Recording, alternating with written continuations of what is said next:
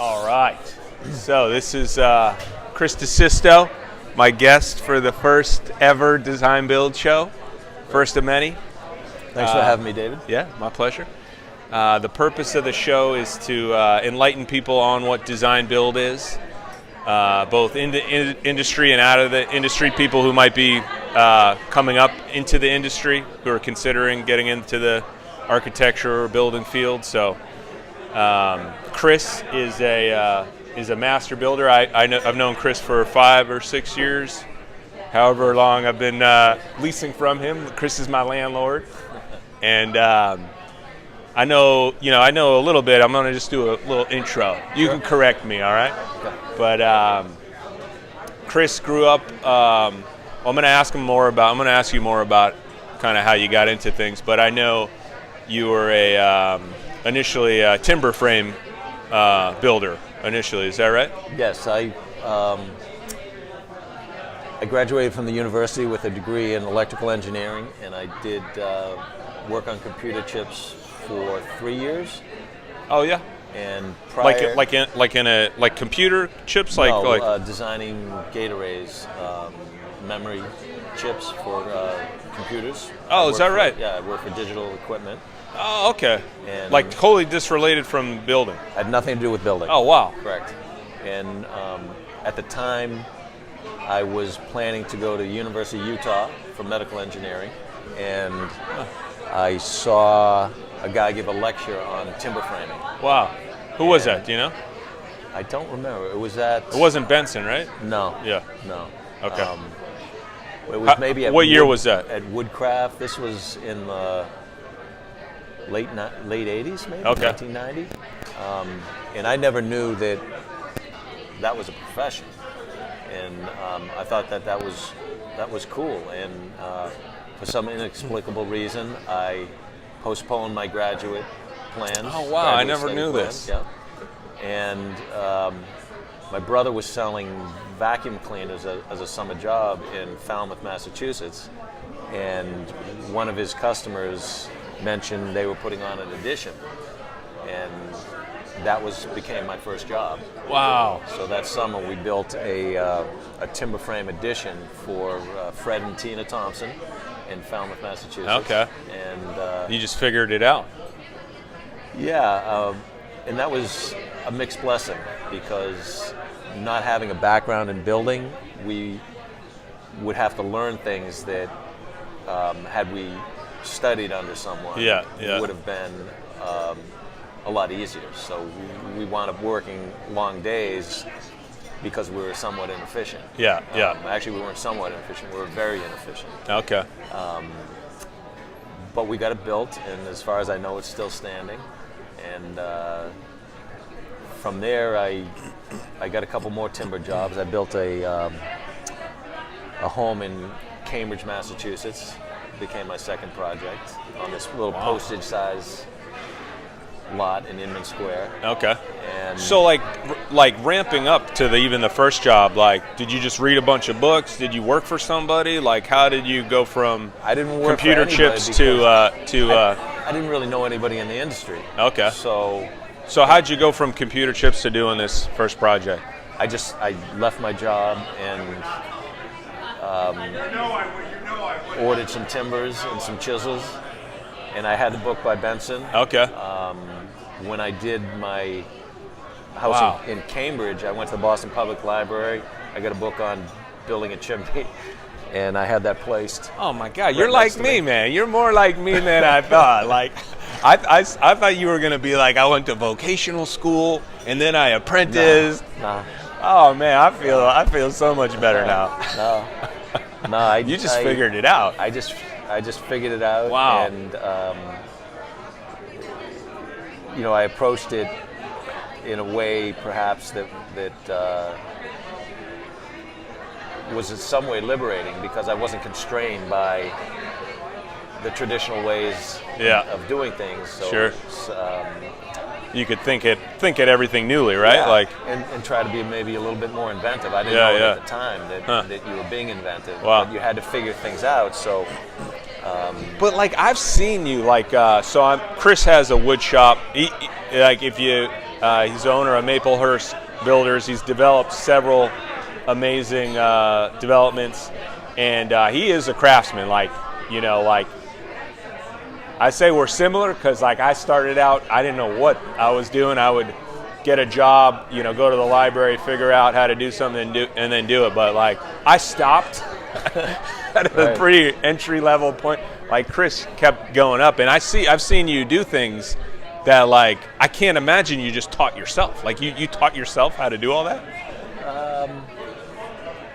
Largely I did, and I observed. Yeah. You know, so it was a bit, I watched other people, the way they did things, and then because I wasn't constrained by certain traditions, I saw what worked, what didn't, and I also had a lot of energy and zeal, so I would, if I approached to a job site and I wanted to build a set of stairs or build 2 sets of stairs and frame it out, I didn't go home until I finished. And it didn't matter if it was 10 o'clock at night or raining, or I stayed there. And I think a lot of guys thought I was a little cuckoo. Yeah. But because of that, I got efficient at it. Yeah. And I figured out systems, and I figured out ways of doing things that I could work in a very efficient way. That's awesome. Yeah, so in some ways, my development was accelerated quickly, and then, you know, it's been a while, and I've plateaued, you know. Yeah, right. So yeah. I might be regressing right now. Yeah, no, I hope to learn a lot from you, so I have already. So it's a design build show, right? So I consider you like kind of the quintessential design builder because, you know, unlike me, we're, you know, within New England Design and Construction, there's people who can do, you know, and there's probably a few that could do everything, right? But we have specialists. We're specialists within the whole design build. And just to like give a little bit of background, you know, design build is really kind of the architect of old. You know, if you look at history, the great majority of history, the architect built. The derivation of the word architect is Greek for master builder. And up until the past 150 years, where it was separated and you had a designer and you had a contractor be more prevalent, design build is really just getting those back together. And you know, Chris can do both. I've seen him do both. He can look at a set of plans and just find out what needs to be fixed at it. And he's obviously a master craftsman. Like, so how did that come together? And like design build for you, did you start thinking with that, or is that like a new thing and you just were like trying to build and you had to do the design stuff to get to the build stuff? The design was probably what interests me the most. From the get-go? I think so. Yeah. And because I didn't have the background or really the qualifications, right? I wasn't a licensed architect. I got into development.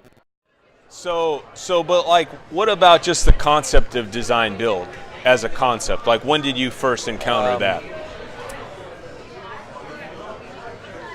Again, because I wasn't tapped into really the building community, I didn't know how to find jobs. So I found a couple parcels and built some houses, and that allowed me to do some of the creative ideas that I had. I liked when I was doing initially timber framing. I had some free-formed timbers from the lot that I used, be it a post or a headpiece. And then I transitioned from the timber into some more conventional type development. Again, largely because of the design. That's what I was principally interested in. But I spent a lot of time in the field, so I think I had a good understanding of carpentry and some of the old traditions. And even if we were able to integrate some more modern architecture or modern touches to it, the underlying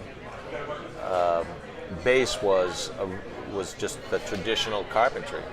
And I think you can only do that if you spend time in the field. And you understand how things go together.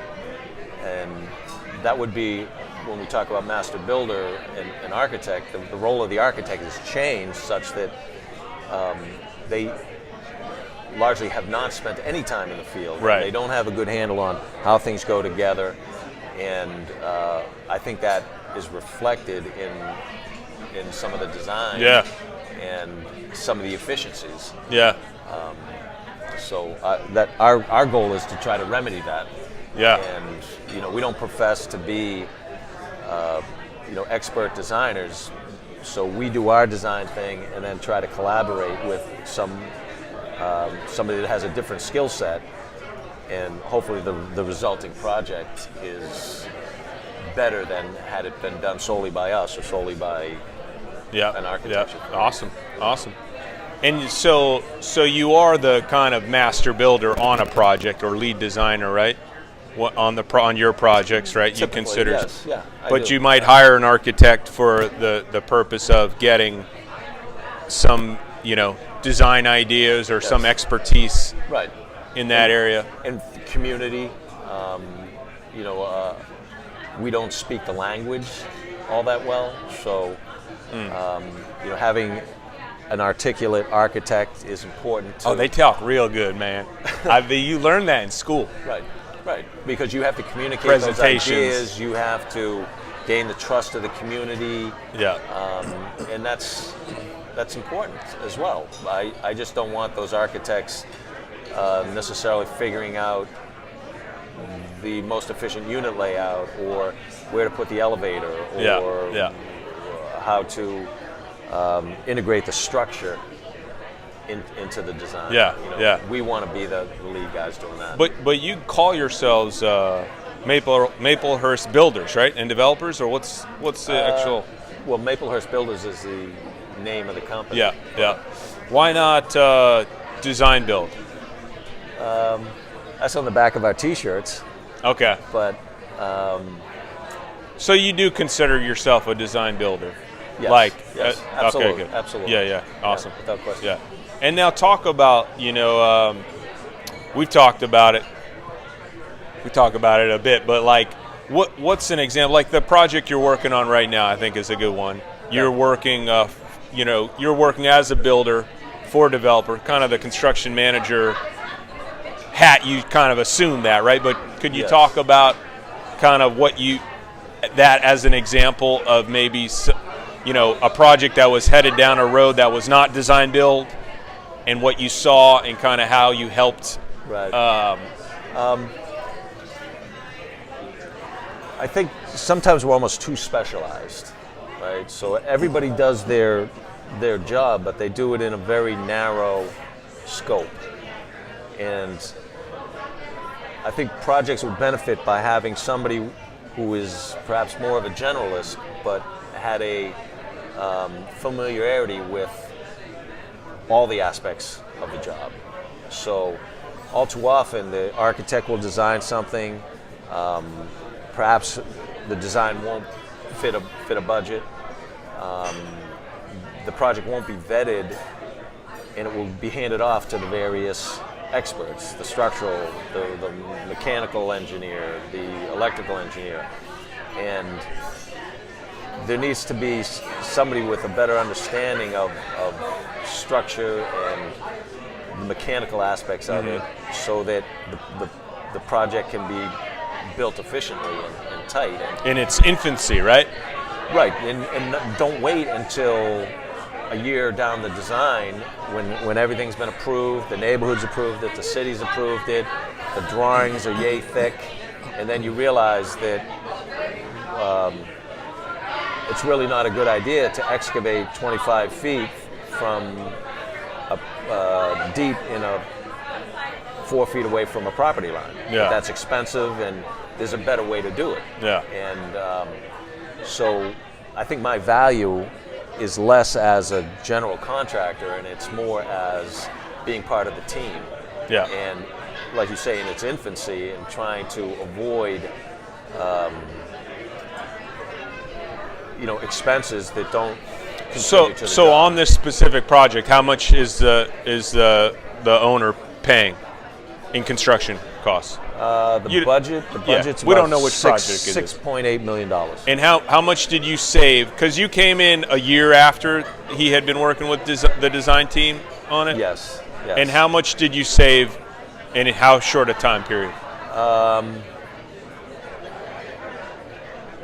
Well, the time period of understanding the design, that takes time. Yeah. Right? So when I say that what I did was over a couple afternoons, Yeah. that's just physically taking the plans and modifying. Right. And Right. modifying the layouts and the parking, but trying to understand what was done took a lot more time. Yeah. But we were able to reduce the budget by close to $800,000. Wow. Some of which was adopted and some of which wasn't. Yeah. The owner wanted to keep certain aspects. Yeah. And we were able to do that without any loss of functionality. And that I think it would benefit to bring in the builder early. Yeah. And I think too often the owner and the architect have the historical role of developing a set of plans and then submitting it to bid to four builders. But when you do that, you lose the benefit of that builder's expertise, who might look at that set of plans and have a whole host of great ideas on how to tighten it up. Yeah. But by then, the design is so far along that the owner doesn't want to pay for modifications. Yeah. And the architect resents the intrusion. So that's something I think in our profession that could stand. Yeah, and you see, I agree. And I think the construction manager, particularly in commercial, like even large projects, it's almost like, part of the architect's hat or role used to be this, manage construction, figure out, a workable project, but it's almost like the construction manager as a position that exists has come in as a solution because the architect was not able to do it. They didn't know what things cost, the most practical way to execute a project. Correct. So you think for a client, bringing in somebody from the beginning who's looking at a whole the big picture of their project is the best way to go? Yeah, you need to make the builder part of the team. And if you're bringing that team in and assembling it early, then you stand to benefit most by bringing the builder designer in early as well. Yeah. And which is not to diminish the role of the architect, but I think what's happened is the architect is assuming a role that they don't have necessarily the skills for. So if you're asking the architect, well, you need to manage the structural engineer, but as an architect, you don't understand structure. You don't understand that component of design. Yeah. Then you're going to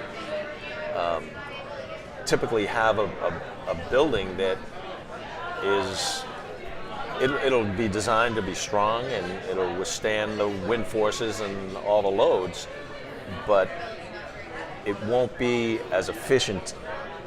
It won't be the best solution, right? No, typically not, because the architect doesn't see the structure the same way a builder does, and that's from just lack of field experience. Right. Most architects have never spent a day in the field. Yeah. And I don't mean to, again, belittle the role of the architect. I think that we need to have people do the job for what they're best suited for. Yeah. And being that generalist and doing all the coordination that the architect tries to do, but if they don't have experience with structure and they have no experience with mechanical systems or how these things go together, it's asking a lot for them to try to efficiently coordinate those roles. Yeah, I agree. I mean, I worked as an architect. That's more of where I started, and that was a thing I was faced with often. Like I'm drawing something right now that's gonna be built, and I'm actually telling the guys how to build it, but I have no idea how to build this. I've never done this in my life. Absolutely. It never made sense to me, right? It's like it just it's not very practical. So, and the same thing can be said of the draftspeople with the CAD. Yeah, is they don't know what they're drawing. They don't know what they're drawing. Yeah. So when I draw, I'm a bit old school. I'll take graph paper and I'll work out some basic designs and then permutations on those designs. And I might take a hybrid of design C3 and B7, and ultimately maybe that becomes what we design. But I'm convinced when you work with pencil and paper, you work a little bit more deliberately, a little bit more slowly. I think your brain understands what you're doing versus when you're on the CAD and you're moving boxes and you're doing stuff and you're super fast. Yeah. But you understand what it is you're doing and why the spring line of the fascia should be at a certain height, or and I don't think they do it, and I don't even know how you could be a draftsman and not understand what you're doing. And the times that I've tried to supervise them, you wind up redlining the same things over and over again, and it becomes quite clear that the draftsmen really, as super fast as they are, they don't understand what it is that they're drawing, and why things need to be in a certain place. So, if you were to stand over them, they can be very efficient, but just being fast at it isn't good enough. Yeah, they should be in the field too. Yeah. Oh yeah, that would be awesome. Yeah. So, what do you think a solution is? Like, where do you think, like, for a person who's interested in the design and construction realm, what advice would you give them? I don't think there's any shortcut, and I know that some young guys become developers very quickly, or everybody seems to be predisposed to skip some steps. But there's no real substitute for being in the field, working with the guys, and putting the time in. And a lot of us in the industry, we're anxious. We want to progress professionally, so we don't want to spend that time in the field. But I think it's detrimental to our development as designers, architects,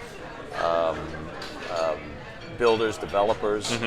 I think it's important to know how to hang a door, and I suspect you couldn't find two developers in Boston that know how to hang a door. And that's just my value system. Right. So it's not necessarily, you don't have to do it, right? Like, if there's, not everybody knows how to hang a door, but they're overseeing the projects, or to whatever capacity they're overseeing it, you don't have to, right? So, like, why? So why is this young guy, why is he going to spend the time there figuring it out? Like, why? Well, this is where I suspect I part company with a lot of people, and maybe it's just a justification for the way I did it, and I don't want to feel like I wasted a lot of my time. Okay.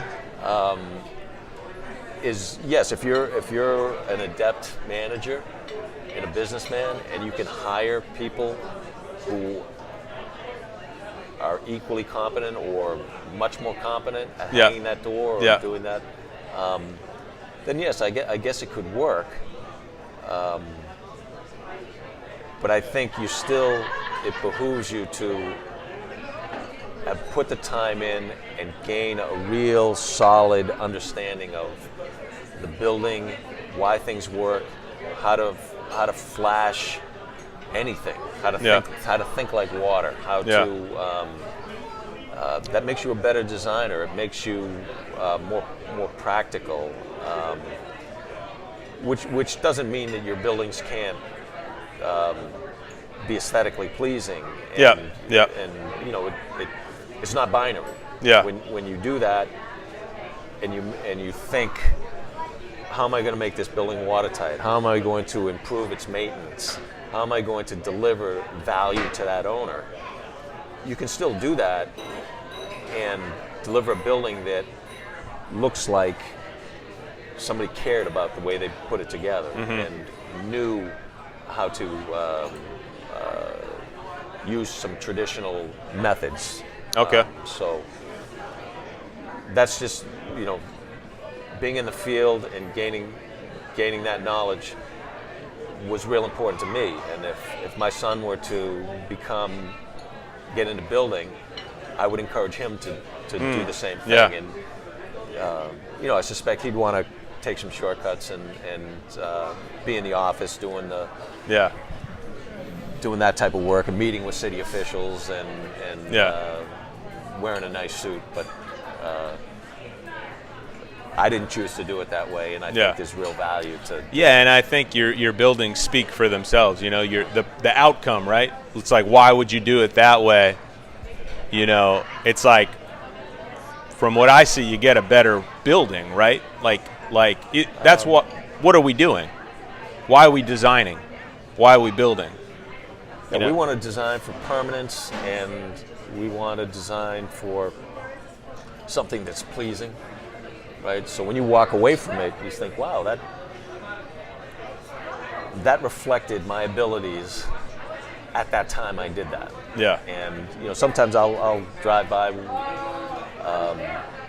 a project I did 20 years ago, and you know, I might cringe a little bit, but as long as I can answer in the affirmative that building represented how good I was at the time or my vision at the time, then I have to be satisfied with that. Yeah, awesome. Great, Chris. Well, thank you very much. You're the first guest on the Design Build show. All right. And your buildings are awesome. I encourage others to drive by his buildings, Maple Hurst Builders. Check out Chris's website. They do amazing work. He's very, very modest. You actually have to see his work in person to appreciate it, I think. And thank you very much. David, thank you. I enjoyed it. All right. Thanks for dinner. And hopefully we'll do it again sometime. This is Post 390. Great restaurant. Check it out. All right. Good night.